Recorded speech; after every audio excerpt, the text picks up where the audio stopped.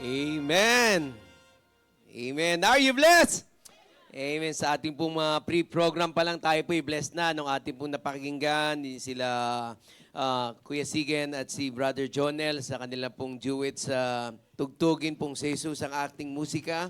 And then sa ating pong sanctuary choir to the ends of the earth. Amen. Yung pa lang po, blessed na tayo. Amen. Blessing na po. At tayo po'y nagpapasalamat sapagkat napakabuti ng Panginoon Diyos for giving everyone the talent to give God the glory that He deserves. Amen. And yun po yung pinaka-main purpose why we're here. Amen. To give God the glory that He deserves. Again, isang magandang umaga po sa bawat isa. Good morning! Amen. At sa lahat po ng mga bisita po namin this morning, kami po yung nagpapasalamat at nakasama namin kayo later on. We will recognize you. Bawat isa po. At magandang umaga rin po sa lahat ng ating po mga kapatiran na nasa online, both local and international, lalo na po sa ating pong mahal na bishop na nasa London po. Patuloy po natin isama sa panalangin. I believe next week po ang balik nila. So, salamat sa Panginoon Diyos sa tagumpay na binibigay po sa ating pong mahal na bishop. And this time, anyayaan ko na po ang bawat isang tumayo. Tayo po'y dadako na po sa ating pong Roma chapter 12 verse 1. Sa ating pong panawagan sa pagsamba, ating pong bigkasin ng sabay-sabay. All together, ready, begin. Kaya nga mga kapatid, ipinamamani ko sa inyo, alang-alang sa mga kahabagan ng Diyos, na inyong iharap ang inyong mga katawan, na isang haing buhay, banal na kaaya-aya sa Diyos, na sa ninyong katampatang pagsamba. At para naman sa payag ng puso sa pagsamba, sabay-sabay tayong lahat. Sasambahin ko ang Diyos sa Espiritu at katotohanan. Sasambahin ko ang Diyos ng may malinis na puso at kalooban. Sasambahin ko ang Diyos sa pagpupuri at awitan. Sasambahin ko ang Diyos ng may mataas na paggalang. Sasambahin ko ang Diyos sa pagbibigay siya'y aking pararangalan. Sasambahin ko ang Diyos at salita niya'y pakikinggan. Please remain standing. Search me, O God, ating pong awitin.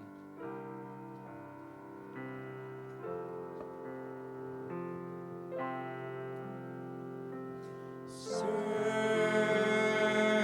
me, O God,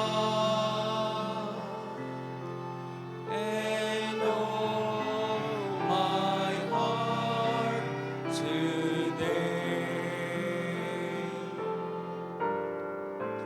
Try me, O Savior. Know my thoughts, I pray. See if there be some wicked way in me. Cleanse me from every sin and set me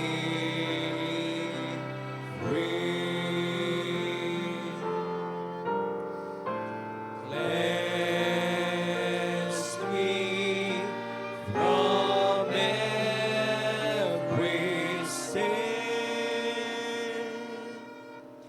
and set me free.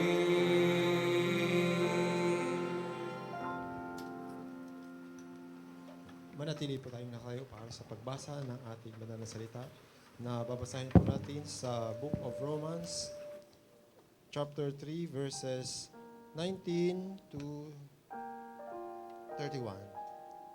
Pakisundan nyo na lamang po ng inyong mga paningin. Now we know that what things soever the law saith, it saith to them who are under the law, that every mouth may be stopped and all the world may become guilty before God. Therefore, by the deeds of the law, there shall no flesh be justified in his sight, for the law is the knowledge of sin. But now the righteousness of God without the law is manifested, being witnessed by the law and the prophets, even the righteousness of God, which is by faith of Jesus Christ unto all upon them that believe. For there is no difference. For all have sinned and come short of the glory of God, being justified freely by His grace through the redemption that is in Jesus Christ, whom God had set forth to be a propitiation through faith in His blood, to declare His righteousness for the remission of sins that are past through the forbearance of God. To declare, I say, that this time His righteousness, that He might be just, and He justifier of him which believeth in Jesus. Where is boasting then? It is excluded. By what law? Of works? Nay, but by the law of faith. Therefore we conclude that a man is justified by faith without the deeds of the law. Is He the God of Jews only? Is He not also the Gentiles? Yes, of the Gentiles also. Seeing it is one God which shall justify the circumcision by faith, and circumcision through faith. Do we then make void of the law through faith? God forbid. Yea, we establish the law. Let us come to the Lord in prayer. Dear Lord, Father in heaven, muli Panginoon, kami po ay lubos na nagpapasalamat at kami po ay nagagalak na binigyan mo po kami ng muling pagkakataon na kami po ay makapagsamba sa iyo at maibalik namin ang papuri sa iyong banal na pangalan. We thank you, Father, for this wonderful day that thou hast given us. And we thank you, Lord, for the gift of life, for the strength and that good health that we enjoy continually. At sa umagang ito, Panginoon, ay amin pong hinihiling na ikaw po ang siyang magabay sa amin, sa bawat isa, Panginoon. Ikaw po ang mag-prepare ng aming mga puso at isipan, Panginoon. Patawanin mo po, Panginoon, ang aming mga pagkakasala at pakalinisin, Panginoon, upang aming tanggapin ang banal na pagpapaalam na maririnig namin through preaching of your word. And of course, O Father, we pray that every part of this service today, you will be guiding us and you will be with us, O Father. And of course, O Father, we also commit to Thee ang aming mahal na bishop. Nawa, Panginoon, ang patuloy na kalakasan at karunungan, Panginoon, ay siyang igawad mo sa kanya upang patuloy niyang magampanan ang ministeryo na sa kanya nga po ay iyong pinagkatiwala. Amin din pong nilapit, Panginoon, ang kanyang mga kasama sa ministeryo doon sa London, Panginoon. Nawa, Panginoon, ay maging successful ang ministry trip nila doon, Panginoon. And even, Father, ang aming pong resident pastor ay amin din pong inihiling sa kanyang pag-agapay sa pamamahala ng aming simbahan, Panginoon, even all the pastoral staff and the church workers, O Father. Please continue to encourage them and use them mightily in propagating your word, O Father, and in strengthening your people. And of course, O Father, muli, amin pong ibinabalik sa iyo ang papuri at pasasalamat. Ihanda mo nga po, Panginoon, kami sa aming paglilingkod sa araw na ito. Sa iyo lamang po, Panginoon, ang papuri at pasasalamat sa tanging pangalan ng iyong anak ni Jesus. Amen. Amen. This morning, handa na po ba tayong mawit para sa Panginoon? Amen. Amen. For our first song, awitin po natin, Sunshine in My Soul. First verse, ready now, sing. There is sunshine in my soul today, more glorious and bright, than blows in any earthly sky, for Jesus is my light.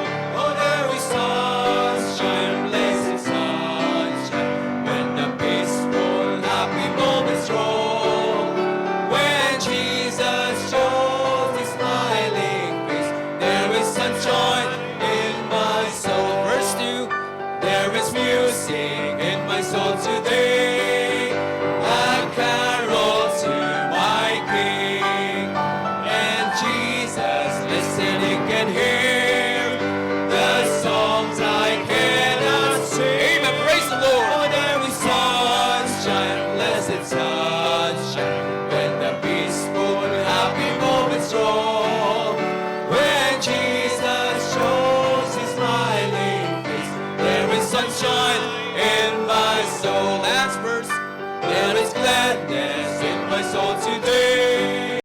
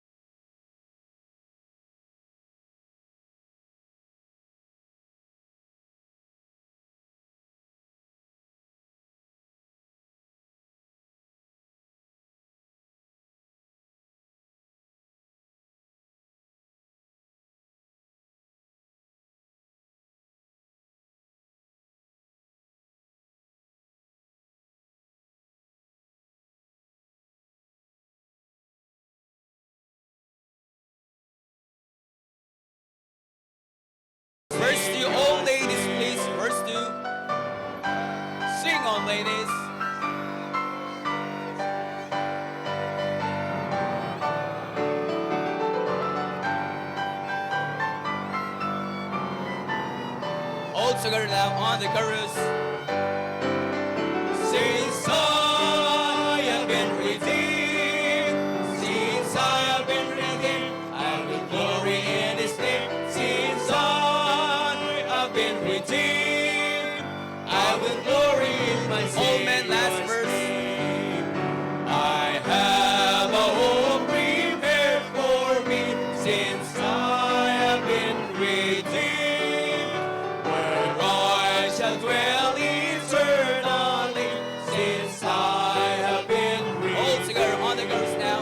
Since I have been redeemed, since I have been redeemed, I will glory in His name. Since I have been redeemed, I will glory in my Savior's name.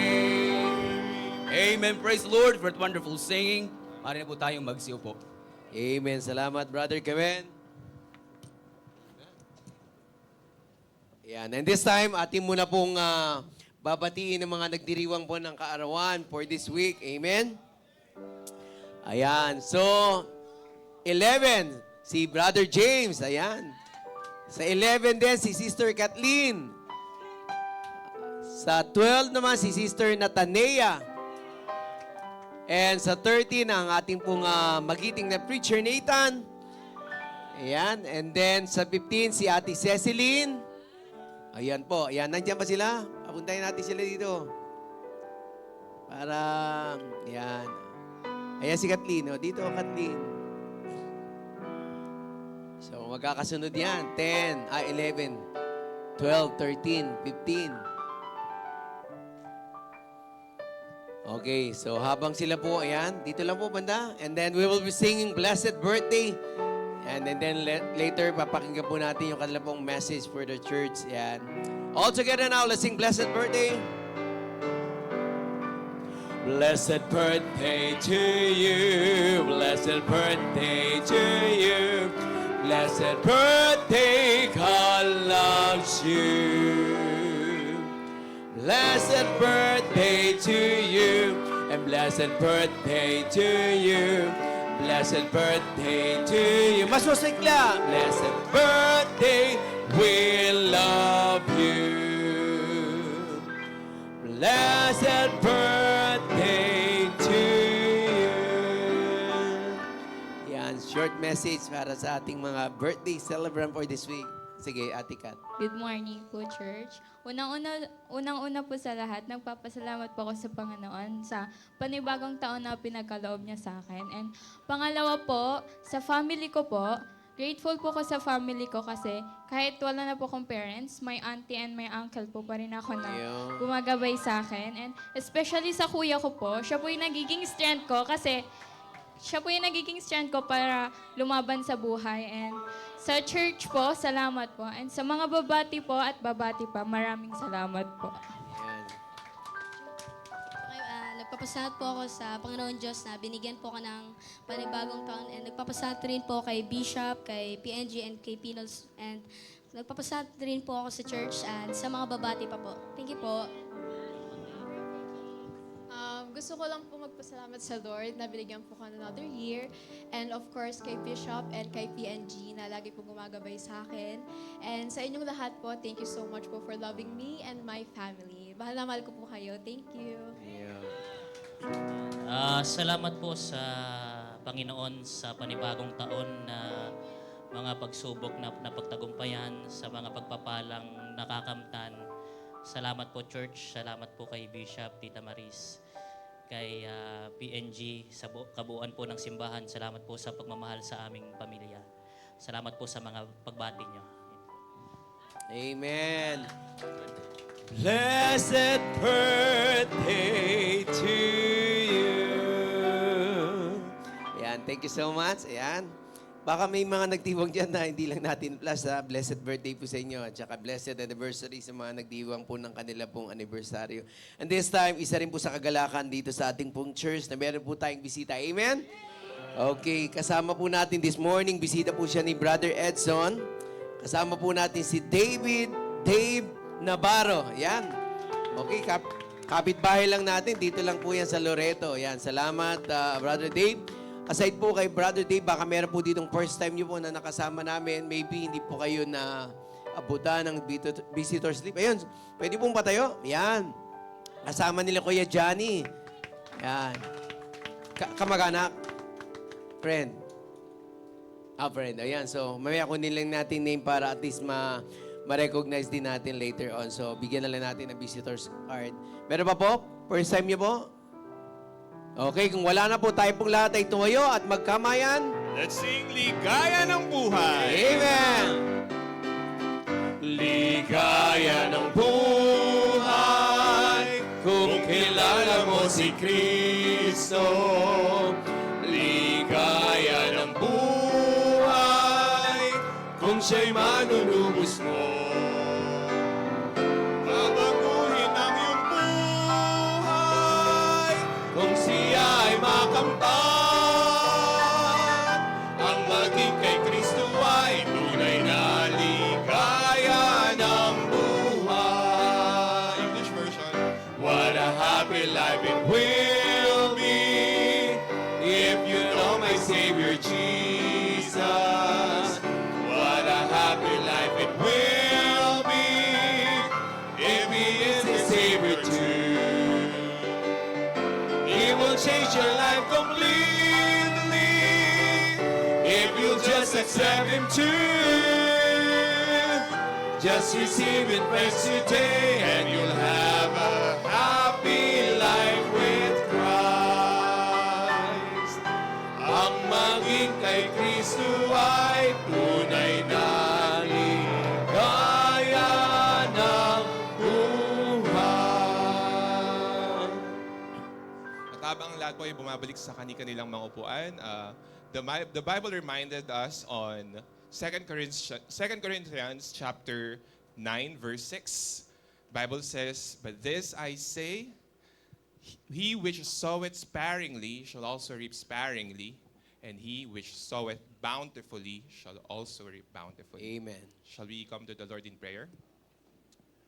Father God in heaven, maraming salamat Panginoon sa umagang ito. Maraming salamat Panginoon sa pagkakataon muli kami maging kabahagi, Panginoon, ng serbisyo, Panginoon. We know that this is the bare minimum, the way that we can express our love for all the faithfulness and for all the blessings you continually give us, Lord. Lord, give us a cheerful heart in giving. Lord, may we take part bountifully, Lord, as we hold on to your promise that you will also bless each and every one bountifully. We know, God, that this tithes and offering is not enough with all the blessings you continually give us. But thank you, Lord, for giving us a privilege to give. And please touch the heart of those who are still doubting and those who may not be able to partake now, that they can partake. Bless them, Lord. And we pray, Lord, na kayo po ang patuloy na gumamit nito sa pagpapalawig ng inyong gawain at sa pagpapalaga ng Panginoon upang maligtas pa ang mas marami. Muli, nataas namin ang bahagi ito ng aming programa sa madami sa pangalan ng aming Panginoong si Jesus. Amen. Let's sing. Anything that costs me nothing. I cannot come before a righteous, holy Lord and offer to Him worldly things I do not need and hope is pleased. For He wants me to give a heart that's truly His, an offering of highest price, a servant who the Lord can use. And I will not offer anything that costs me nothing. I place before Him nothing less than my very best. And if I'm called into sacrifice, it will be worthy of my Christ.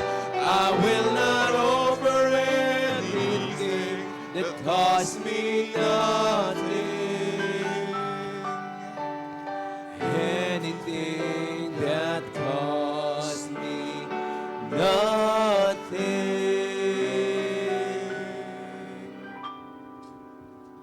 Amen. This time, muli po tayong umawit. Tumayo po tayong lahat. Let us sing, Holy, Holy, Holy.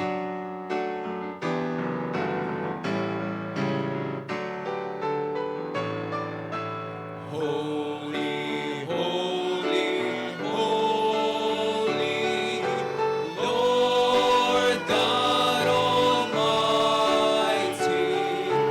Early in the morning, my soul shall rise to thee. Holy, holy, holy, merciful and mighty, God in three persons, blessed Trinity. Holy, holy, holy, all the saints adore thee, casting down their golden crowns around the glassy sea. Cherubim and seraphim falling down before thee, which were then are then evermore shall be. Holy, holy, holy, Lord God Almighty. All the earth shall praise thy name, even as highest sea. Holy, holy, holy, merciful and mighty, God in three persons, blessed Trinity. Amen. Purihin po ang Panginoon. Narito po tayo magsupo.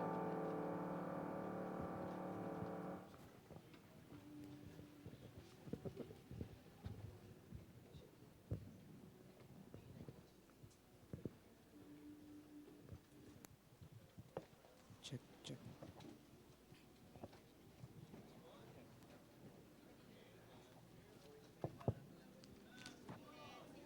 No.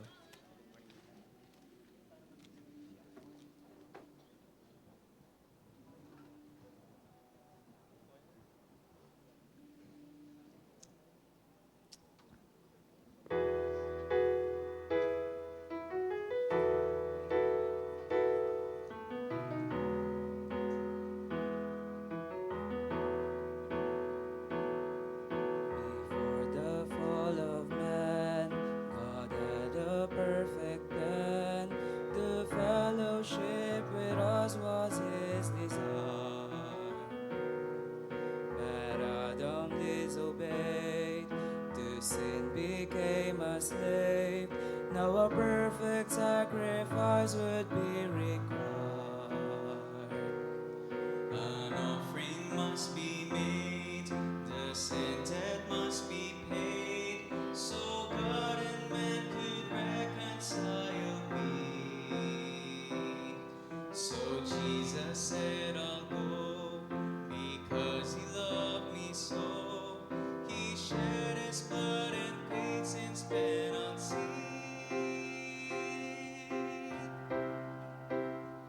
He gave himself to pay a debt I could not pay when I was lost. He gave himself to be my way, though I deserved to be upon the cross that day. In love He took my place. And gave himself.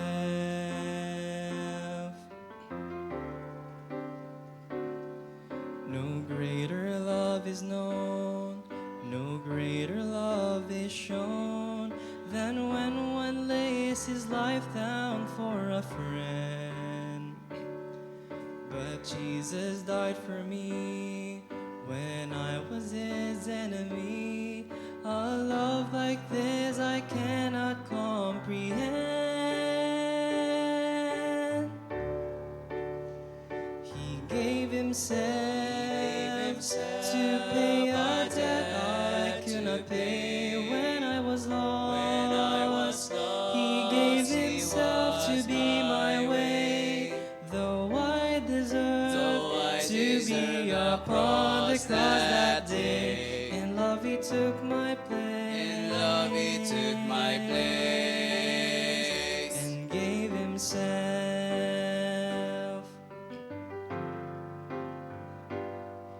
My nails were in his hands, my crown of thorns he wore. My stripes were on his back, my heavy cross he bore. And when God turned his back, he turned it on my sin.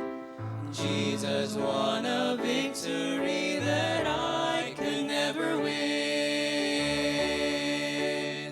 He gave himself to pay a debt I could not pay when I was lost. He gave himself to be my way, though I deserved to be upon the cross that day. In love he took my place. And gave himself.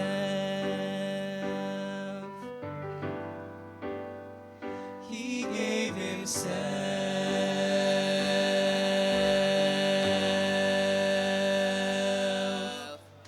To God be the glory.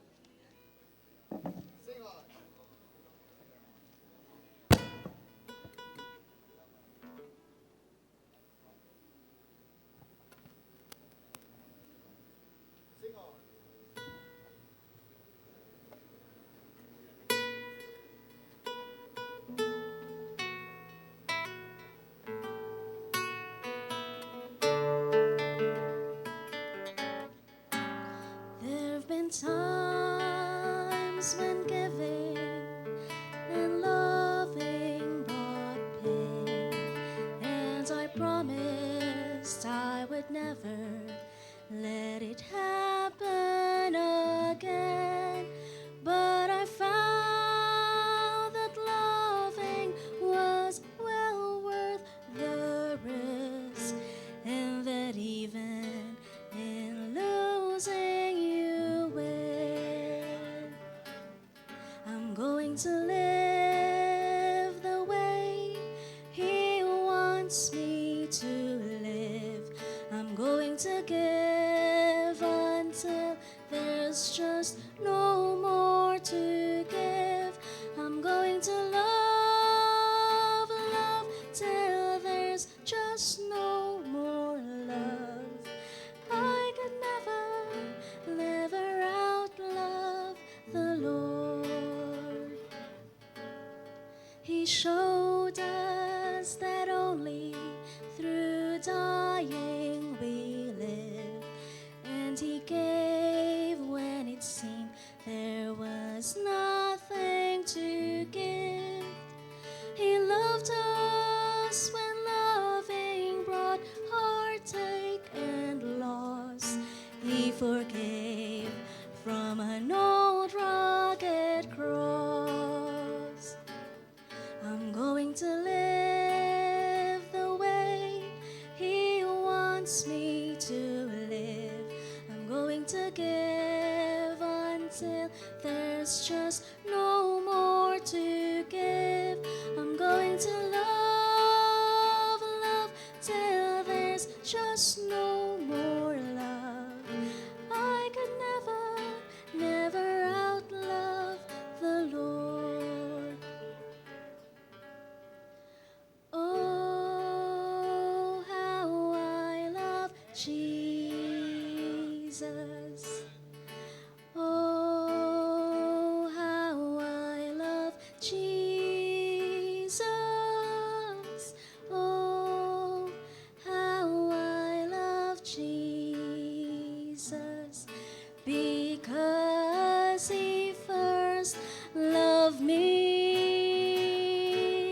I'm going to live the way he wants me to live. I'm going to give until there's just no more to give. I'm going to love, love till there's just no more love. I could never, never outlove the Lord. I'm going to love, love till there's just no more love. I could never, never outlove the Lord.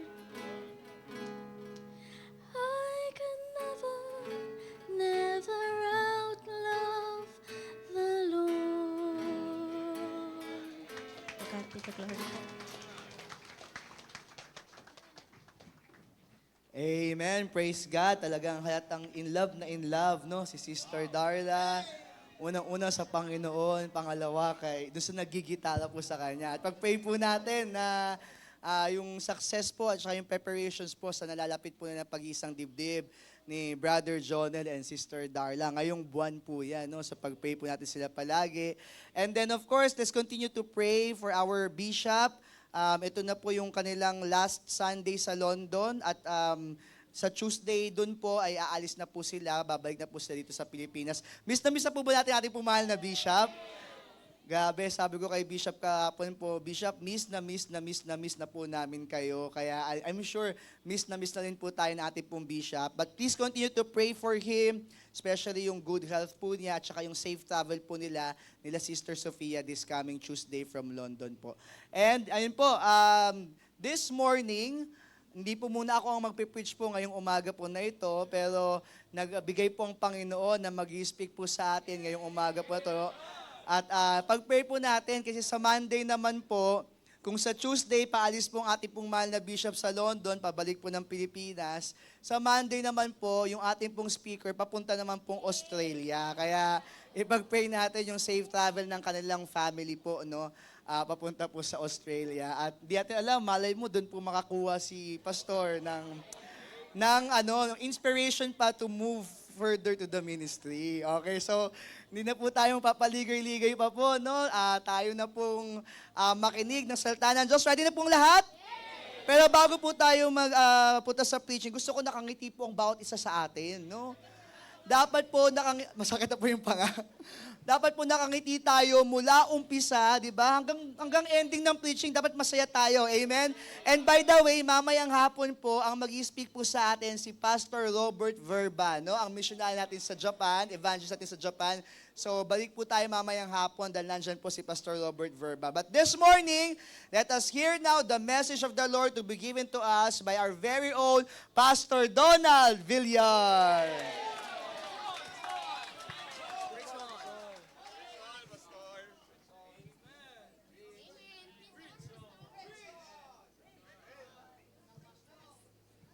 Teka lang po, hindi po akin ito eh. Paano ba to?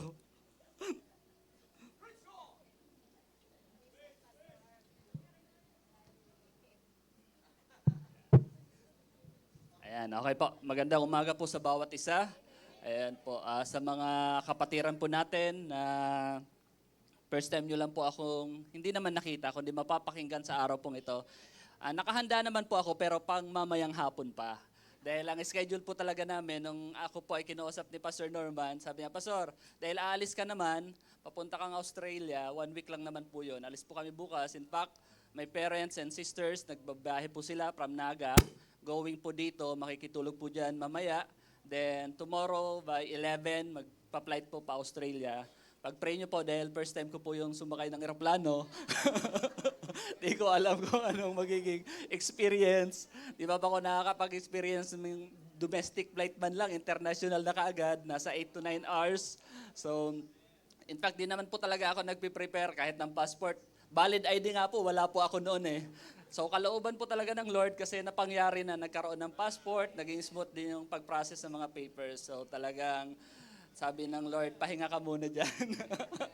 So, umuwi po ako last ng 80th birthday po ni Mama kasi ng August 1.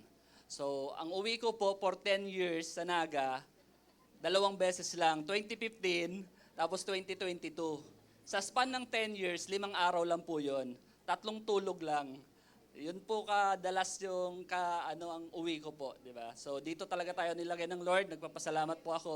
Ako po yung taong church, kung may taong bahay, ako naman yung taong church. Lumalabas lang po kapag mag-grocery, ayan. So yun lang, nandito lang lagi po. So kaya kung may po kayo, nandito lang po kami sa church. Kung may papadala, hindi po.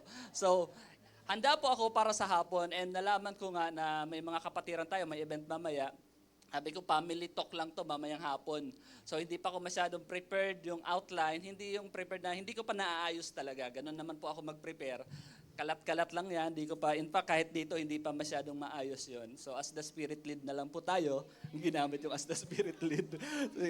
So, pero nung nag-iisip na po ko ng mensahe, nung nasabihan tayo ng ating resident pastor, may mga messages na dumadaan na, kumbaga meron ka ng idea, pero biglang nilid ako dito ng ating Panginoon. In fact, ito po yung verse na laging ginagamit ng ating mahal na bishop. Kapag mga nasa out of town po siya, nasa mga international mission po siya, na palagi niyang nire-remind sa atin, kapag may pagkakataon na kung saan, kakausapin niya muna tayo bago may mag-preach, yung Philippians chapter 2 verses 12 to 14. Wag muna po kayong tumayo kasi nagkukwento pa lang po ako. Wag niyo muna pong orasan. So, kung observant po kayo, ito yung lagi niyang binibilin sa atin na kapag wala siya. Kasi parang, yun po talaga yung nakaka-relate siya sa ganun. Yun yung heart niya. As our pastor, as our senior pastor, as our shepherd, di ba, na kapag wala siya, physically, pero in spirit, andun pa rin. Andun yung bilin niya na sana magtapat pa rin kayo, maglingkod pa rin kayo, sumunod pa rin kayo sa Panginoon. Hindi lang kapag nandyan ako, lalong-lalo na ngayon na wala ako. Ganun yung sinasabi ni Paul sa Philippians. So lagi niya yung pinapaalala po sa atin. And bigla na lang binalik sa akin ng Panginoon yan. In fact, July 22, 2023, may morning devotion po kasi kaming mga workers. Nagdi-devotion po kami. Yan. Sama-sama po kami pag linggo, di ba? Pag mga ibang araw po kasi, mga personal devotions po yan. Pero pag Sunday, yung pagkakataon namin na magkakasama po kami nagde-devotion. Umiikot po kami yan, sina Brother Sigen, sina Brother Kevin, then ako. At ito yung mensaheng, may napakinggan lang kasi kung kanta dyan sa baba, pero pumasok, kanta lang pala yung naging yung God is watching us, sabi ko magandang mensahe ito. Hindi po. So ito yung dinevotion ko po noon at iyon yung inilagay ng Lord sa heart ko na pag-uusapan po natin sa umaga pong ito. So buksan po natin ang ating mga Biblia. Anyayahan ko po ang bawat isa na tumayo. Philippians chapter 2, verses 12 to 14. Sabay-sabay po natin basahin kapag nandyan na po kayo. Say amen. Ready? Begin. Wherefore, my beloved, as ye have always obeyed, not as in my presence only, but now much more in my absence, work out your own salvation with fear and trembling, for it is God which worketh in you both to will and to do of his good pleasure.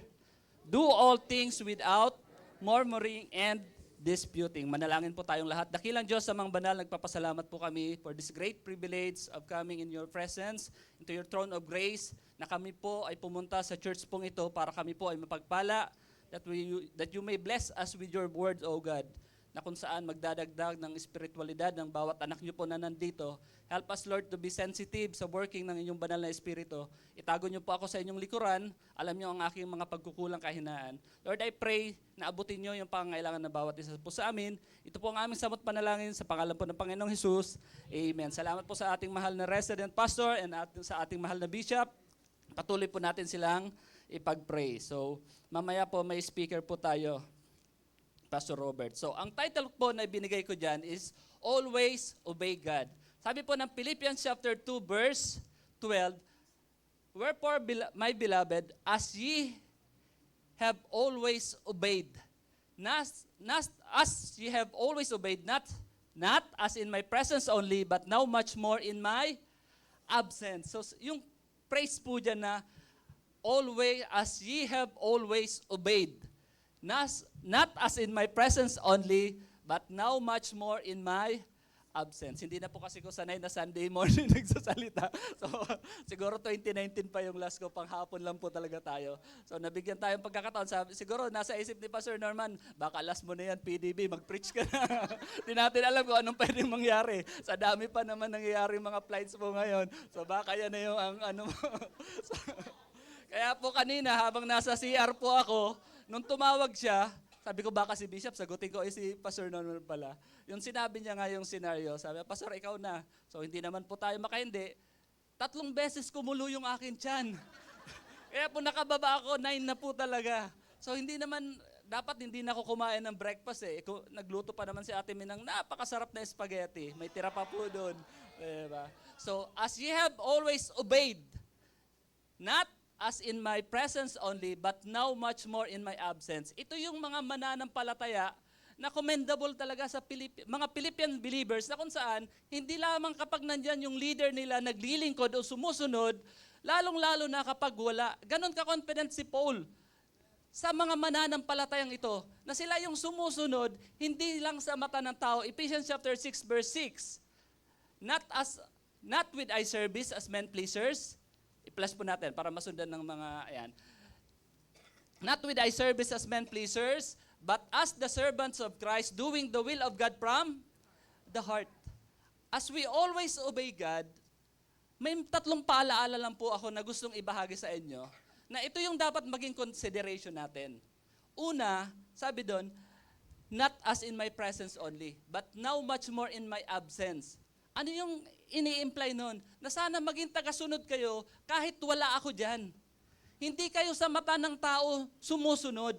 May Diyos na nakakakita sa atin. Kaya nga sabi ko, yung kantang God is watching us eh. Doon nag-conceive. Biblical po yun. In Proverbs chapter 15 verse 3, Proverbs 15 verse 3, basahin po natin. Sabayan niyo po ako para yung mawala-wala yung antok po natin. The eyes of the Lord are in every place, beholding evil and good. In Psalms chapter 33, tingnan po natin. 6 and 7, I think. Tingnan po. Psalms 33, 13 and 14. Yan. The Lord looketh from heaven and beholdeth the sons of men. 14. From the place of his habitation, heaven, he looketh upon the inhabitants of the earth. Kitang-kita tayo ng Diyos. May matang ang Diyos na nakatingin sa atin.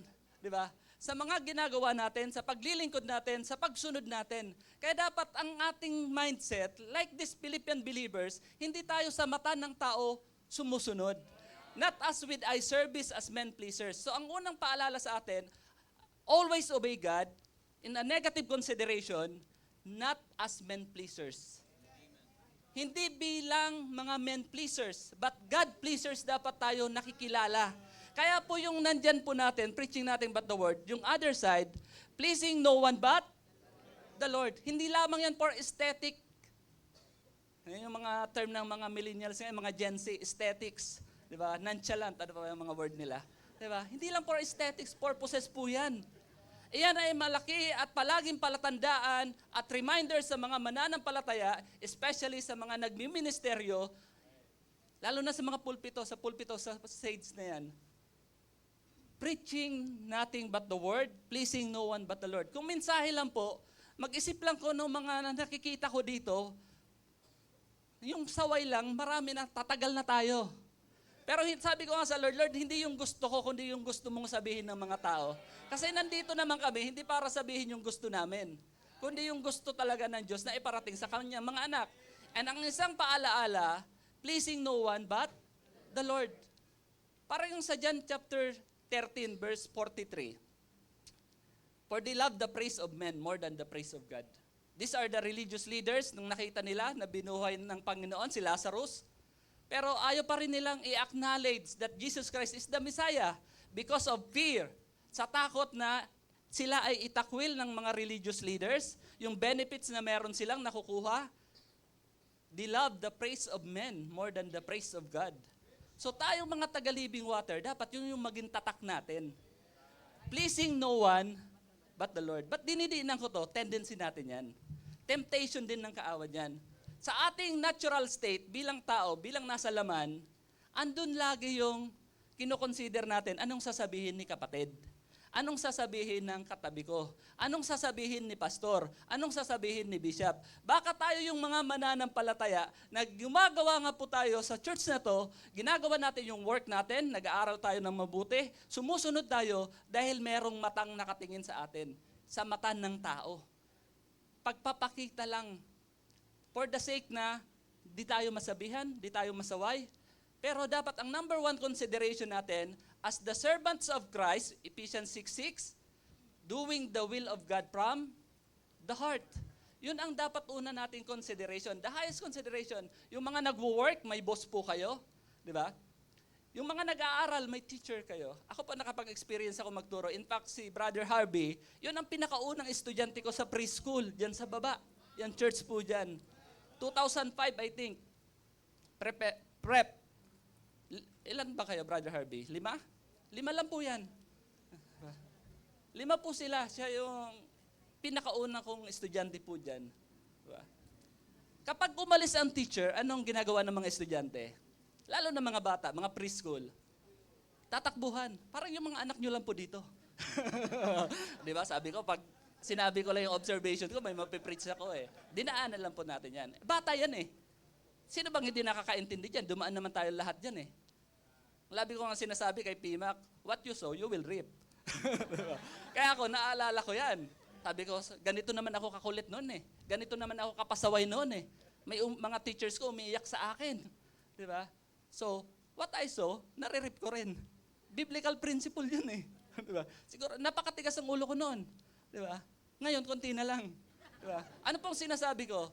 Di ba? Kapag wala yung authority tinitingnan natin, human authority na tinitingnan natin, yung mga bata, yung mga anak nyo po, kapag wala yung mata ng magulang, kapag nasa school na yan, di nyo naman nakikita kung anong ginagawa niyan. Right? Pero, ang magandang paalaala, may highest authority tayo, which is God. And nakikita niya tayo. He is watching us. Kaya, huwag tayong men pleaser. Baka ikaw yung mananampalataya, yes, gumagawa ka nga, yes, sumusunod ka nga, pero dahil lang sa may nakatingin. Sabi ni Apostle Paul sa mga Philippians believer, not as in my presence only. Yun yung heart ng ating mahal na bishop, kaya lagi niyang paalala yan, na sana ang mga miyembro ng Living Water Baptist Church, ito yung mga mananampalataya na hindi sa mata ko sumusunod. Hindi lang naglilingkod sa mata ko kapag andyan ako. May CCTV tayo, paalis po ako. Pero limited yung scope ng CCTV. Limited yan. Yung mata ng ating resident pastor, saan lang ba nakaratingin yan? Pag tumalikod yan, di ba, marami mga sa reels ngayon sa FB na kung saan huli pero di kulong. Yung kapag kinausap ng boss, nakaharap, tahimik lang, nakayuko, pag tumalikod, biglang aambahan, biglang kung anong gagawin, may CCTV pala. Nakita, ni-review ng boss, ng superior niya, ng supervisor. Di ba? Yun, sa tao lang yun. Limited yung mata. Limited yung pwedeng makita natin. Pero yung mata ng Diyos, nandyan lagi. So ito ay warning sa atin na kung tayo'y susunod, sumunod ka hindi lamang dahil may matang nakatingin. Sumunod ka dahil hindi nandyan si Bishop. Sana as usher, pupunta ka maaga. In fact, commendable yung mga ushers natin lahat yan. Lalong-lalo na si Tatay Joselito. Galing sa Bible study kagabi, anong oras na umuwi? 7:00, nandito na. Oh, nakapag-spaghetti tuloy siya, nakapag-pandesal siya, nakapag-kape pa siya. Po ba? Andito si Bishop, wala si Bishop, wala si PNG, andyan si PNG, wala si PDB. Sino ba naman ako? Huwag ako ang i-consider nyo, baka mapagalitan ako ni PDB. O kapag di nyo po sinasara yung mga electric van, kapag di nyo po sinasara yung pintuan, kapag yung mga kalat po natin, na mga kinakainan, ininuman natin, hindi natin, doon na-high blood pa, pwede. Pero sinasabi ko na lang naman, kita ng Diyos yan. Lord, patawarin nyo po sila, di nila alam yung kanilang ginagawa. James 4:17, to him that knoweth to do good and do it if not, to him it is sin. We are accountable. Alam naman natin yung tama sa mali. This is church, this is bahay ng sambahan ng Diyos. God is a God of order. It is a good thing na panatilihin natin yung church natin na malinis. Panatilihin natin yung church natin na maayos. Kaya pag nakapila yung mga choir, dapat tahimik na. Dahil we are in the moment of service na worship na tayo. Paalala ng ating mahal na bishop lagi yan Dapat konektado na ka na. Hindi ka nagkakos ng distraction sa ibang mananampalataya na gustong makinig ng mensahe ng Diyos. Kaya dapat paano tayo kakausapin kung tahimik yung katabi natin tayo, maligalig tayo. Yung still small voice ng Panginoon, hindi natin mapapakinggan because ang gulo-gulo natin. Pinapasabi ko lang po yung mga pinapasabi ng workers natin. Hindi po ako yun. Mga workers, nasabi ko na po Ayan.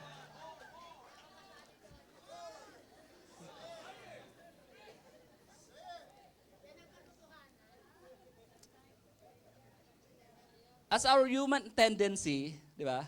Sana po yung eagerness natin, yung excitement natin, at pagbibigay natin ng effort kapag pupunta tayo ng church, nararamdaman pa rin ng Panginoon.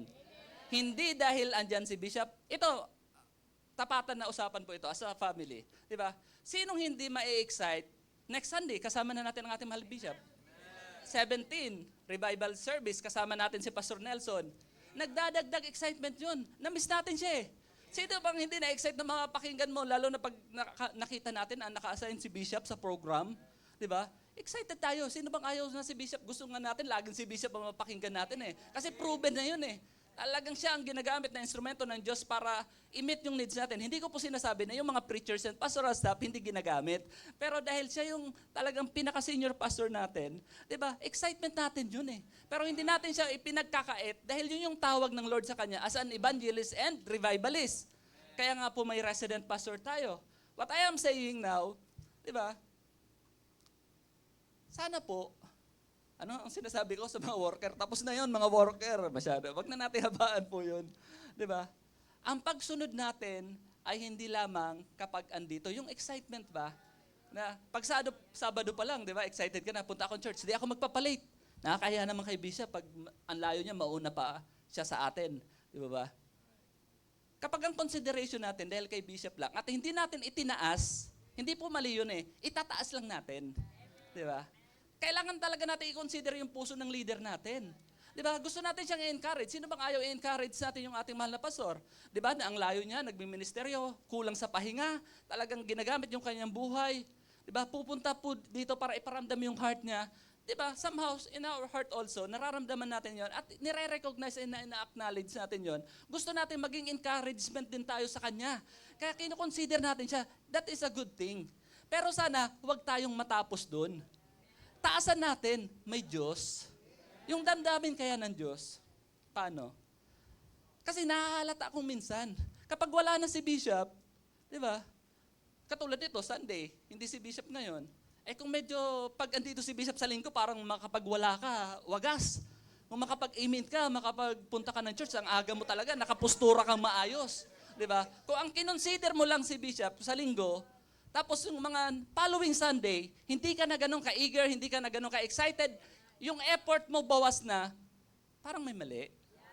Ba't ko nasasabi yan? Nangyayari sa akin. Sa tagal ko po sa church na to, 2002 na lang para madali. 2002, andito na po ako. Diba? Nararanasan ko yung ganyan. Wala naman si Bishop, ito na lang ang susuot ko, pwede na to. Hindi ka nagmamadali, diba? Parang dito na lang, nasa office. Parang yung effort mo nga, hindi ganun kaano Pero kapag nandyan si Bishop, talagang aligaga ka, di ba? Kung kumilos ka, talagang huwag kang magpapalate, talagang todo bigay ka sa, di ba, paglilingkod. Andyan lahat, asikaso. Ang struggle natin, yung talagang patunay natin na maiparamdam natin sa Diyos kapag wala na si Bishop dito, physically. Kapag wala siya, paano tayo? Paano yung excitement natin, andyan pa ba? Yung eagerness ng pag-attend natin, andyan pa ba? Yung effort na binibigay po ba natin sa paglilingkod, sa pagsunod sa Panginoon, andyan pa ba? Hindi naman umalis yung Diyos. Ang umalis lang si Bishop. Ako lang naman ang alis, ako lang to.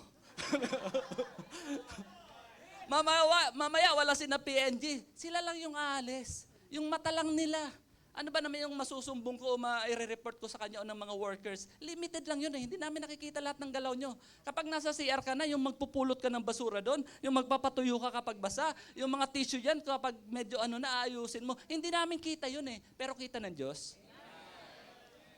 Encouragement yun sa'yo, na kapag ikaw pinanghihinaan na ng loob, ando na yung pag-paint. Ando yung nakakasawa na. Sa tagal mo ba namang ginagawa yan? Lalo na kapag, di ba, after tayo sa palakpakan ng tao, after tayo sa parangal ng tao, after tayo sa premyo na gustong ibigay ng tao sa atin, nako, kaya nga yung message ng ating resident pastor last Wednesday, yung disappointment, do not be dismayed, yung discouragement, kapag meron talagang expectation eh. Paano pumapasok yung discouragement? Kapag nag-expect tayo sa gagawin ng tao sa atin. Kapag yung expectation natin, yung palakpakan, parangal at premyo na ibibigay ng tao, dapat yung commendation and crowns from the Lord ang ating inaantay at minimiti at inaasam sa ating pagsunod sa Kanya.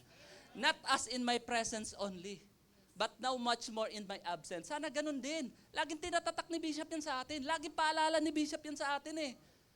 Na sana kayong mga pastoral staff, mga preachers, mga deacons, ministry leaders, talagang piniperform nyo yung inyong mga God-given responsibilities na magiging payapa yung kanyang kalooban dahil tayo ay naturuan na pleasing no one but the Lord. Hindi tayo men pleasers. For we ought to obey God rather than men. Acts 5:39. Ang susundin natin, hindi may leadership, may authority yung binigay sa atin kasi God is a God of order. Pero sabi ko nga, itataas natin, huwag tayong tumigil na baka anong sabihin ni Pastor Norman, baka anong sabihin ng mga kapatiran, baka anong sabihin ni sister, baka anong sabihin ni pastor, baka anong sabihin, itaas natin ng konti, itaas pa natin. Anong sasabihin ng Lord? Anong mararamdaman ng Diyos? Hindi siya nawawala, may mata siyang nakatingin. He is watching us. So our service must be not as men pleasers. Yun po ang unang paalaala sa atin. Next. Tapusin na po natin dyan. Medyo tahimik yung iba.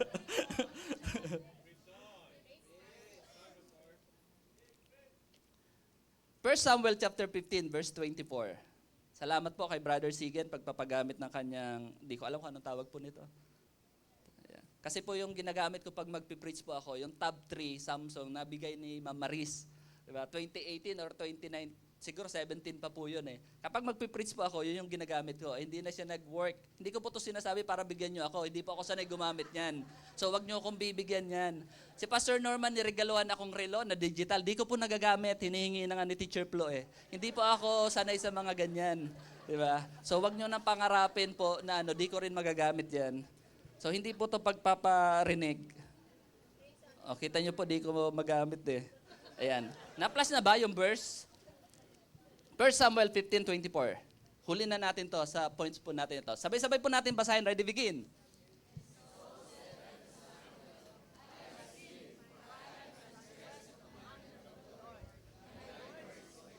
Because I feared the and alam natin yung kwento.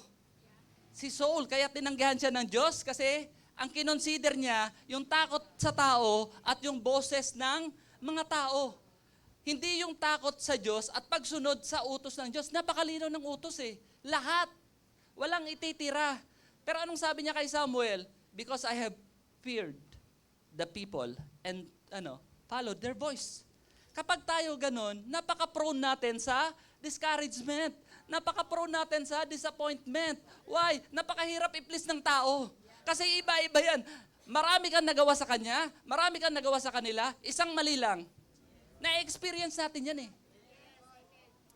O wag tayong maging judgmental. Lahat tayo may ganun. Di ba? Lahat tayo ganun eh.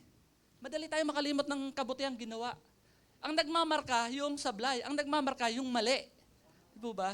Kaya nga dapat ang piniplease talaga natin, ang takot na meron dapat tayo, yung reverential fear, yung kukonsider natin, ano yung damdamin ng Diyos kapag ginawa ko to. Yung ako'y maglilingkod, na kapag talagang grabe yung binibigay kong effort kapag may taong nakatingin. How much kapag wala ng tao? Kapag mag-isa ka na lang. Kapag nasa school ka, kapag nasa work ka, kapag nasa bahay ka, Kapag wala yung highest authority over you, bilang estudyante, bilang mga anak, bilang mga empleyado, bilang miyembro ng church na to, kamusta tayo? Kamusta yung actions and attitude natin? As we have always obeyed, sana ganun tayo. Always obey God, not as men pleaser, but as pleasers of God. Pangalawa po, not by our might and power. Zechariah 4:6. Not by our might and power. Zechariah 4:6. Then, sabayan niyo po ako. Then he answered and spake unto me, saying, This is the word of the Lord unto Zerubbabel, saying, Not by might nor by power, but by my spirit, saith the Lord of hosts. May pinapagawa ang Diyos, pero sabi niya, hindi yan sa lakas nyo. Ma-accomplish yung kalooban ng Lord, hindi sa inyong lakas, hindi sa inyong abilidad, hindi sa inyong kakayanan, but by my spirit. Hindi masamang ibigay natin yung best natin. In fact, yun nga yung natin eh. Let us give our best to God. Love God with our might. Diba? Whatsoever thy hand findeth to do, do it with all thine might. Ecclesiastes 9:10.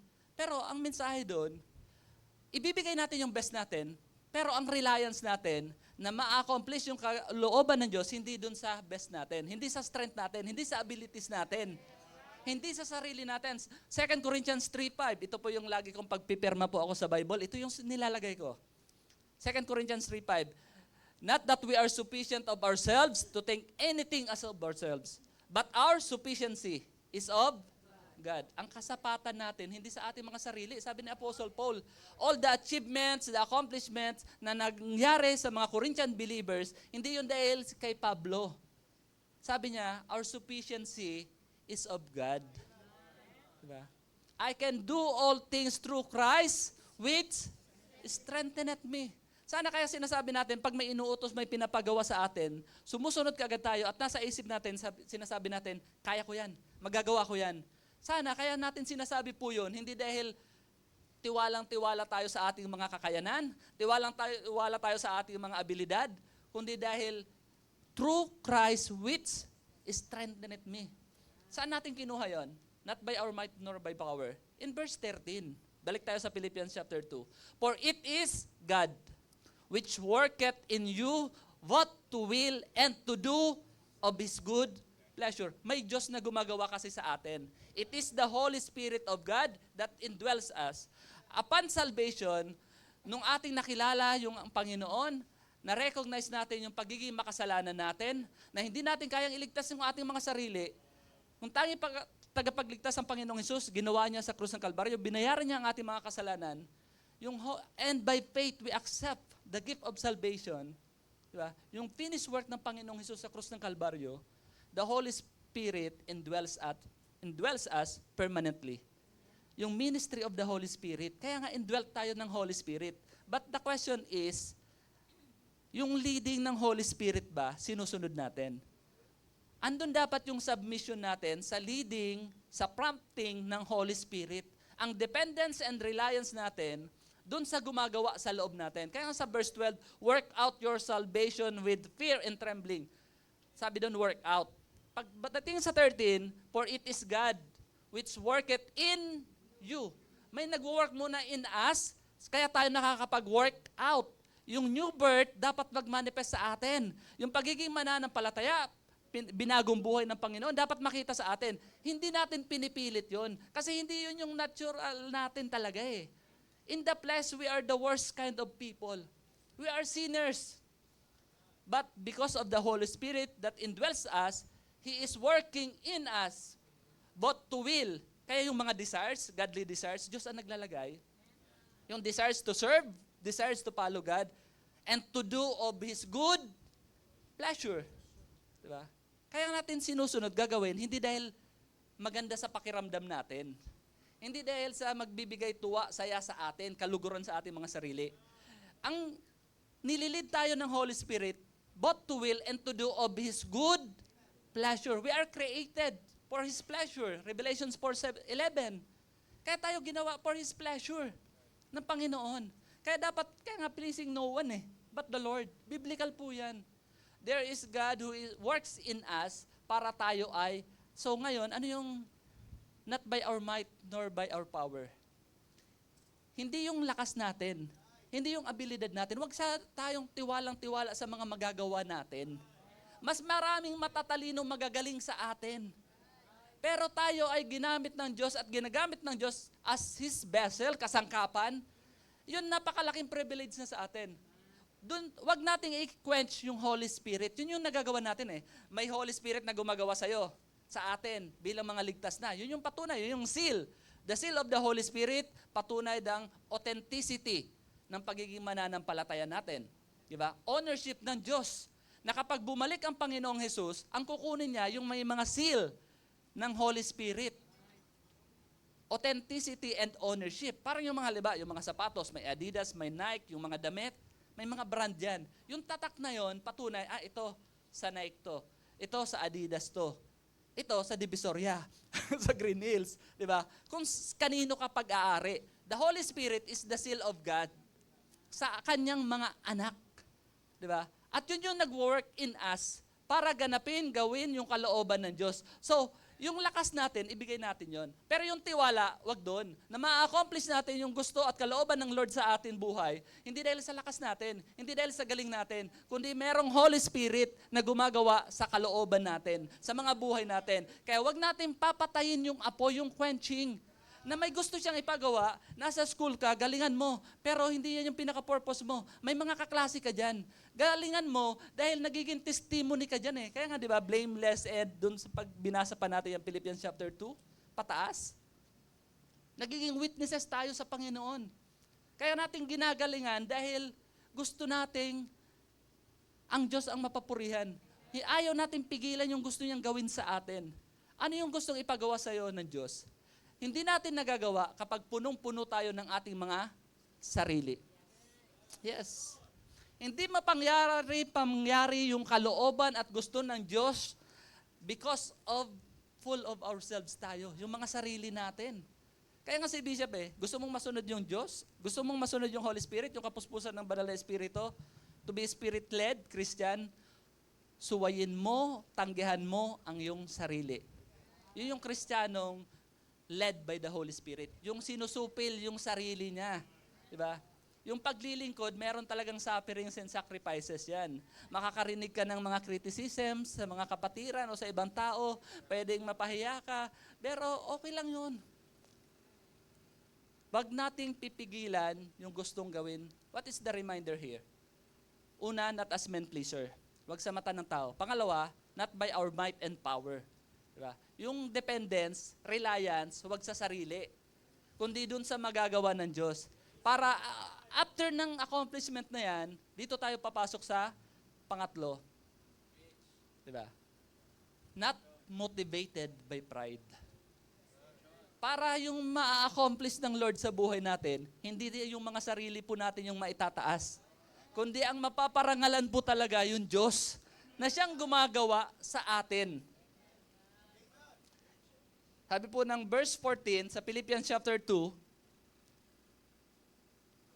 Philippians chapter 2, verse 14. Verse 3 muna, balik tayo sa verse 3.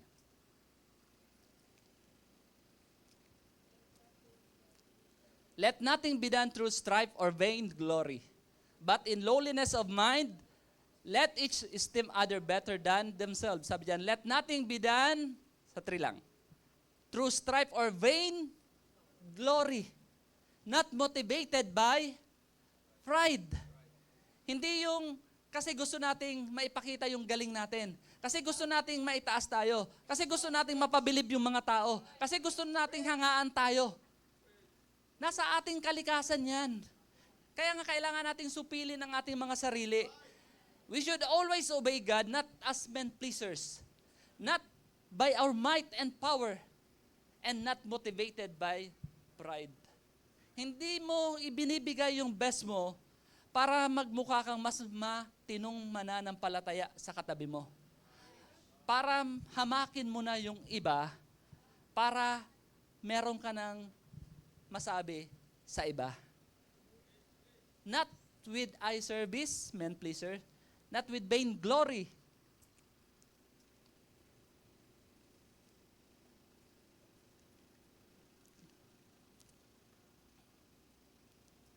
Tingnan po natin yung Luke 18, verse 10 to 14. For the sake of time, ito po yung dalawang nanalangin, the Pharisee and the tax collector. Yung nag-pray sila, pumunta sa templo, yung Pharisee, nung nag-pray, ang sabi niya, salamat Lord dahil hindi ako katulad nito. Na ito, pasaway, nangungupit, diba? Yun sa tax collector. Diba? Sinabi niya lahat yung patungkol dun sa katabi niya. Ako sinusunod ko yung Mosaic law. Napaka-proud nila sa ganun. Pero yung tax collector, ano yun, dinadagukan niya yung sa kanyang sarili sa verse 13. Tingnan niyo po sa verse 13. Ayan, sabi. And the publican, standing afar off, would not lift up so much of his eyes unto heaven. Nakayuko pa siya eh. Di siya makatingala talaga sa langit eh. But smote upon his breast, saying, God be merciful to me, a sinner. Pero yung sa 10, tingnan mo po sa 10, yung attitude ng Pharisees. 2 men went to the temple to pray. The one is a Pharisee and the other is a publican. Tuloy, 11. The Pharisee stood and prayed thus with himself, God, I thank thee. Oh, maayos naman, nagpasalamat siya sa Diyos, tama lang. Pero tingnan niyo po, that I am not as other men, extortioners, unjust, adulterers, or even as this publican. Criticize niya pa eh. Tinuro niya pa eh. Eh doon tayo magaling magturo. Di ba? Doon tayo po magagaling magturo. Eh anong sabi sa Philippians chapter 2 verse 3? Di ba? But to esteem others better than ourselves. Huwag nating titingnan na higit tayo sa kanila. Huwag nating titingnan na mas angat tayo sa kanila. Pride ang tawag dun eh. Kaya nga vainglory. Kapag ginagamit tayo ng Diyos, ginagawa tayong kasangkapan, the more dapat na, anong sabi sa atin ng ating mahal na bishop, maging maingat nga dapat tayo eh. Diba? Ingatan natin na una, makuha natin yung glory. Diba? Sa Acts, I don't think kung si Pero, yung sinabi ng mga tao nung nag-orate siya, nagsalita siya, this is the voice of God. I-claim niya. Right then and there, namatay. Diba? Inuod. Claim niya kaagad eh. Nasabi ng mga tao, this is the voice of God. Pero si Peter and si Barnabas, nung sa Acts, nung nagpagaling, may mga miracles na ginawa, nung gustong sambahin ng tao, pinigilan nila eh. Kasi alam nila, tao lang kami. Servant lang kami ng Panginoon. Kung mayroong maitataas, kung mayroong mapapurihan, Panginoon yun. Madaling sabihin, praise the Lord pag pinupuri tayo. Pag sinabi, ang galing mo mag-preach, o mamaya may magsasabi niyan sa akin, ay, thank you po. Sana lagi ka, unahan ko na kayo, sasabihin, sana every Sunday lagi ikaw, pastor. Sana dalas-dalasan mo, pastor. Diba? Possible yan. Diba? Possible yan. Diba? O ako naman, sa harapan nyo, ay thank you po, God bless you. Madaling sabihin yun eh. Pero di ko alam yung puso nyo, di nyo rin alam kung ano yung nasa puso ko. Pwedeng sinasabi natin, to God be the glory. By the grace of God, praise the Lord. Pero yung puso, Diyos ang nakakakita. Diyos ang nakakasiyasat. Di ba? Alam niya kung mayroon talagang pride doon. Di ba? Sa sarili natin bigla, okay naman, ang galing ko. Ako yung, di ba? Not motivated by pride. Yan yung mga paalala sa atin. So, yung negative consideration, always obey God. First, ano yung una? Not as men pleasers. Pangalawa. Pangatlo po. Not motivated by pride. What is the kind of obedience na makikita natin at dapat tularan natin? Ito naman yung positive. Diba? Una, yung sincere obedience. Ito yung sa Philippians chapter 2, na sumusunod, always obey God, hindi lamang sa presensya ng leader, kundi lalong-lalo na nung wala si Apostle Paul sa kanila, kaya nga letter na lang po ito eh. Yung sulat niya dahil wala siya sa kanila. Di ba? Pero tuloy-tuloy yung kanilang pagsunod. Bakit? Hindi nga sila men pleaser. Di ba? Always obey God, not as in my presence only, but now much more in my absence. Sincere ang tawag doon. Sincere obedience. May nakakita, wala, naglilingkod. Andyan si pastor, wala, nag-church. Chine-check yung giving o hindi, nagbibigay. Nakapost man sa lifters yung ating mga pledges. Di ba? Huwag po kayong maano doon. Kasi kung hindi naman pinoprovide ng Lord yun. Di ba? So kung ano lang yung binibigay ng Lord, yun din lang ibigay natin. Pero ipag-pray natin. Yes, na mag-provide po siya. So, hindi natin nilalagay yan doon para maitaas yung mga malalaking nagpe-pledges doon. Kundi for orderly sake lang po yun. And at the same time, para ma-encourage din kasi yung lahat, lalo yung mga kabataan, estudyante, na pwede ka mag-participate din. Di ba? Hindi yung amount ang pinag-uusapan po doon. Di ba? So wag niyo po pagkamalian at mag-isip ng, di ba? Kasi kung mag-iisip lang tayo ng, tutulungan pa tayo ng diablo mag-isip ng hindi maganda. Doon siya talaga magaling eh. Tutulungan kanya mag-isip ng hindi maganda. Sa katabi mo, di ba? Sa mga kapatiran, sa pastor. Yun yung gustong-gusto niya mag-isip ka ng hindi maganda. Ano po yung sinasabi ko? Sincere obedience. Di ba? Genuine and heartfelt. Ito yung devotion ko kanina. Dito natin i-close. Di ba? Yung klase ng obedience na genuine and heartfelt. From the heart. From a genuine heart. Yung talagang pagsunod na totoo. Pangalawa, yung sa verse 13, for it is God which worketh in you, both to will and to do of His good pleasure. Anong klaseng pagsunod po ito? Spirit-led obedience. Yung kanina, wala si Pablo, nandyan si Pablo, sumusunod. Sincere yun. Totoo sila. Hindi pakitang tao.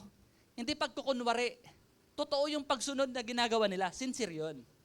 Yung pangalawa, may Diyos kasing kumikilos. May Spirit of God na kumikilos sa atin. Ang gagawin lang natin, magpapasubmit tayo doon sa leading ng Holy Spirit. Ang tawag doon, Spirit-led obedience. Ang gagawin natin, hindi yung gusto natin lang. Kaya tayo maglilingkod, kaya tayo nagsusoul winning, yung mga soul winners natin, very commendable every Saturday. Hindi tayo nagpaparamihan ng masosoul win. Hindi tayo nagpaparamihan ng preaching. Hindi tayo nagpaparamihan ng kung anong pwede nating gawin. Diba? As the Spirit led. Sana yun, Lord, gusto kong gamitin mo ako. Pero hindi yung sasabihin ko, kundi kung ano yung gusto mong ipasabi. Spirit led. Kung ano yung gusto ng Holy Spirit, hindi yung gusto ng ating mga sarili.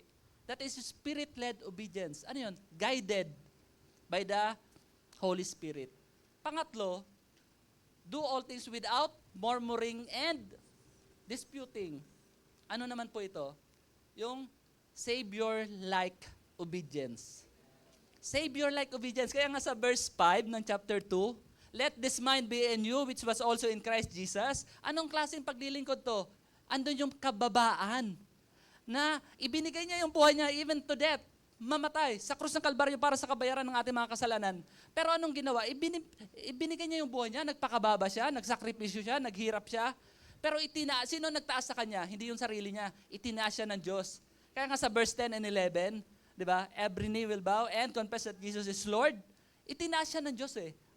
This kind of obedience, yung Savior-like obedience na may pagpapakababa, despite the sufferings and sacrifices involved sa pagsunod, kasi madaling magsunod na, sabi ko nga sa mga worker kanina eh, kapag inutusan, Brother Joven, punta ka ng mall, ito 10,000, bilhin mo lahat ng gusto mo. Nako, arangkada yan. Yung mga worker, bigyan mo ng pera, wala kang kagad yan eh. Kung saan mo makikita pupunta na kagad yan eh. Bakit? Paborable. Paborable sa ating mga sarili eh. Eh paano kung yung ang utos, punta ka doon, mag-witness ka. Punta ka dyan, linisin mo yan. Punta ka doon, bisitahin mo yon. Paano kapag hindi yung kinalakihan natin? Paano kapag hindi yung talagang, di ba? Sasabihin natin, hindi ako dyan, Lord. Pero ang Panginoon, because of His humility, di ba? Nagpasakop siya sa Ama, itinaas siya ng Ama. This is the kind of obedience that is glorifying and honoring to the Father. Sincere obedience, ito yung genuine and from the heart. Spirit-led obedience, this is guided by the Holy Spirit. Kaya dapat pag sumikapan natin, kapag may gagawin tayo, kaya andun yung impact, andun yung power. Ako po, sa pagsasalita ko, tenga nyo lang ang kaya kong abutin. But your heart, Diyos ang aabot nun. Kaya ang prayer ko kanina, Lord, kayo ang mag-touch ng mga anak nyo. Kung ano yung need nila. Yung magdadagdag ng spirituality, growth sa kanila. Kasi kung ma-impress ko lang kayo, kaya lagi nyo, not to impress but to give instruction from the Word of God. Kung ma-impress ko lang kayo, sasabihin nyo lang, Brother Edward, wow! Wow! Ganun lang, wow! Hanggang saan lang yun? Paglabas nyo, tapos na yun. yung wow na yon. Pero kung touch ng Holy Spirit, magtara-transform ng buhay ng bawat isa sa atin yon. At yun yung gusto natin, Spirit-led obedience. Guided by the Holy Spirit. At pangatlo, Savior-like obedience. This is glorifying and honoring to God. So tumayo po tayong lahat upon hearing the message of the Lord. Hindi ko po alam kung saang aspeto po kayo kinausap, but I believe kung bakit ipinangyari ng Panginoon, na supposedly mamayang hapon pa po ako pero ngayon napangyari. At kung bakit ito yung mensahe, di ko po alam. The altar is now open. Hindi po kayo lalapit dahil lang application ng mensahe. Not to please men. Huwag kang lumapit dahil yung katabi mo lumapit. Huwag kang lumapit dahil nakakahiya sa akin. Huwag kayong mahiya sa akin. Huwag kayong mahiya kay pastor. Lalapit ka dahil kinausap ka ng Diyos. Lalapit ka dahil may realization na ibinigay ang Lord sa'yo. Di ko kayo kayang gantimpalaan. My desire is just to be used by God para ma-meet yung spiritual need nyo. I know I am not worthy. Dakilang Diyos amang banal, may you hear the prayers of your children na andito po, lumapit because of realization. Bilang tao, andun yung tendency namin. Talagang to please men. Ang kinoconsider namin yung tao. Likas po yun sa amin. But Lord, salamat dahil may banal na espiritong gumagawa at kumikilo sa aming mga buhay. Na kung saan ito yung nagpapaalala sa amin, maglilingkod ka rin lang naman. Magpapagal ka rin lang naman. Susunod ka rin lang naman. Why not ibigay mo na yung best mo? Not relying on your own self. Hindi self-conceited. Hindi yung self-sufficient. Hindi self-centered. But spirit-led. This is the kind of obedience that is commendable. Consistent. And convincing. Kaya minsan na pagkakamalang men pleaser, nagpapaisip yung iba, bakit si kapatid ganito? Bakit kapag walang pastor, andun yung panlalamig? Hindi nagiging convincing. Hindi kasi nagiging consistent tayo sa actions and attitude natin. We should be consistent in our eagerness, excitement, and in giving effort para maparamdam natin yun sa Diyos. Hindi tayo naglilingkod at sumusunod sa tao. Kung tao lang, para parehas lang po tayo. Salamat dahil may Diyos na gumagawa po sa atin. Lord, forgive us na napakaraming pagkakataon po na nagministeryo ako, naglingkod po ako, na kung saan ang naging main consideration ko yung tao. Lord, forgive me kung naging men pleaser po ako instead of God pleaser. That I love the praise of men more than the praise of God. Sana hindi maging ganon yung attitude po namin. Forgive me, Lord. Andun yung lagi. Andun yung tendency, andun yung temptation. Lalo na kapag may gagawin tayo para sa Panginoon, andun yung naharap tayo sa ganong temptation. I-rebuke natin yung gusto ng ating mga sarili at ang gusto ng kaaway na agawin natin yung glory sa Panginoon. That we should not rely on our own strength and abilities, but we will rely solely on the power of the Holy Ghost, which is working in us. And let us not be motivated by pride. Na at the end of the day, every accomplishment, lahat yun ay sa Diyos. Without God, we can do nothing. Kaya natin nagagawa ang lahat ng bagay ng yan dahil may Diyos na nagpapalakas sa atin. Because may Diyos na sapat at sagana ang biyaya niya sa atin. It is His grace. Kaya pag sinabi po natin, it is only by the grace of God, siguraduhin natin totoo sa ating mga puso yon. Sana kaya po tayo talaga nagpupursiging maglingkod dahil meron Diyos na nakakita sa atin. God is watching us. Nakikita niya bawat patak ng luha mo. Nakikita niya mga paghihirap mo, mga struggles mo sa paglilingkod at sa pagsunod sa Panginoon. Hindi madali. Kailangan mong limutin ang iyong sarili. We need to have self-discipline, self-denial. Hindi madali yun. Dahil punong-puno tayo ng ating mga sarili.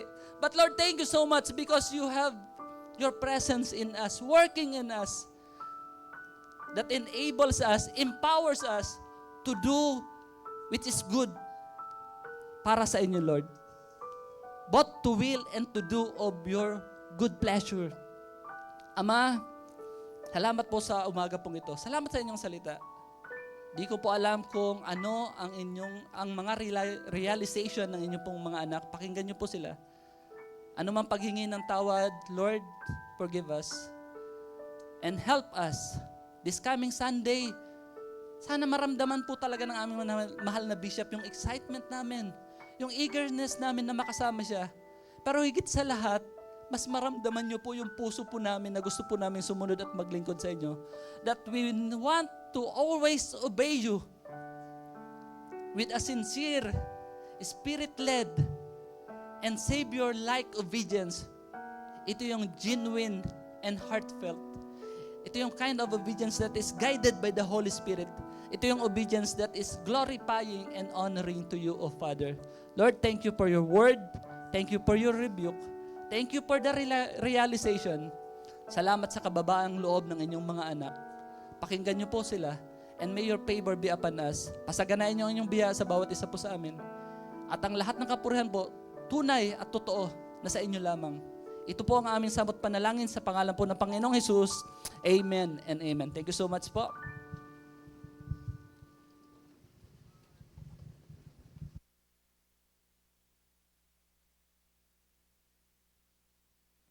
Amen. Salamat po, Pastor Donald Villar. Amen. Blessing, amen? So, who would have thought na ang Panginoon Diyos may sarili po siyang operation na kaya nga dapat hindi lamang pag Sunday morning tayo talagang dumadalo. Kaya yung message din ni Bishop doon po sa mga nakapanood, di ba? Yung hindi pagpapabaya sa gawain. So, not forsaking the assembling. So, dapat hapon natin mapapakinggan, and maybe some of us may not be able to hear that kasi hindi tayo nakakadalo ng hapon, but thanks to God, pinangyari niya ang pagkakataon na si Pastor Donald makapagsalita sa umaga at mapakinggan ng lahat ng yan. Pero mamaya po, katulad ng sinabi ni Pastor Norman, balik po tayo mamayang hapon sapagkat kasama po natin ang ating pong missionary pastor sa dako pa po ng Japan, ang ating pong Pastor Evangelist, Pastor Berba. So, kasama po natin siya this afternoon. So, ipakita din natin yung ating pong suporta. Amen? At salamat po again sa bisita po natin kay, ano ba si Brother Dave? Ando sa loob. So, thank you so much. At sa iba pa pong bisita, amen? Dito, meron din tayong bisita. Ito yung kasama nila, Kuya Johnny. So, thank you. Sa lahat po ng mga bisita natin ngayon, so thank you so much for coming with us, for joining us. Ang opportunity of service, kung kayo po yung makakabalik, meron po tayong Sunday morning, 9 in the morning, Sunday afternoon, 2 in the afternoon, and then Wednesday evening po, 6:30 naman po yan ng gabi. So, at meron po tayong Sunday school para po sa lahat ng ating pong level, sa men, sa ladies, sa young people, sa young pro.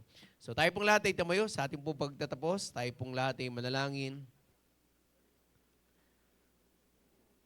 Tayo pong lahat ay mukod pumikit. Panginoon, dakilang Diyos, muli pasasalamat, papuri ang aming pong pinapaabot sa umagang to Lord. Sa tagumpay na meron po kami at alam namin, Panginoon, na ngayong umaga, na-serve po ang purpose, Lord. Ang reason why we're here, gathering in this holy place, kundi ang maitaas, madakilang yung dakilang pangalan. Sa lahat, Panginoon, ang ginawa nyo, sa bawat bahagi ng programa, higit sa lahat, sa pakikinig ng iyong mensahe, sa taong ginamit nyo kay Pastor Donald, Lord, thank you so much. Panalangin namin ang patuloy yung pong patnubay sa kanya, especially yung family niya, at saka siya po ay babiyahe rin tomorrow, papunta po ng Australia. Lord, pag-iingat niyo po sa kanila. Baging sa amin po mga bishop sa pag-uwi niya, Panginoon, next week. We're so excited, Panginoon, at sana yun po yung katulad na sinabi ng aming pong tagapagsalita, nandun yung excitement, yung eagerness, at magbibigay kami ng effort para po sa darating na Sunday, sapagkat alam namin, Panginoon, kasama namin muli ang aming pong mahal na pastor. At hindi lamang for that Sunday, sa mga darating pa pong linggo. Thank you so much. Pagpalain niyo pong bawat isa. Salamat din, Panginoon, sa mga naging bisita namin. Ingatan niyo kami sa aming pong pansamantalang pag-iwahiwalay at ibalik niyo kaming muli, Panginoon, this afternoon to once again give you the glory and serve you, Panginoon, sa aming pong gawain sa hapon. Pinupuri namin yung pinapasalamatan. In Jesus' name we pray. Amen. Amen. To God be all the glory. God bless us all. Tapos na po ang ating pong service.